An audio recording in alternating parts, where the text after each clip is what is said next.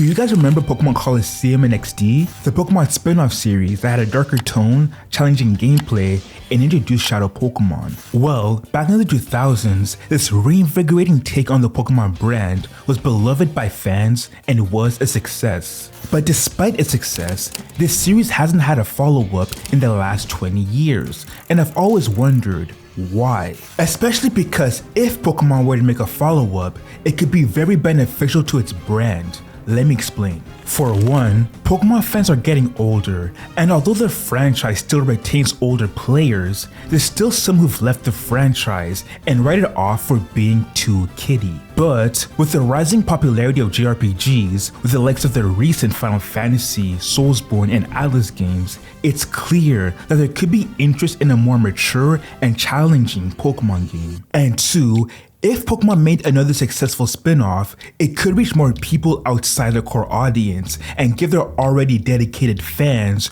a newer experience. And a case study that supports this is SMT.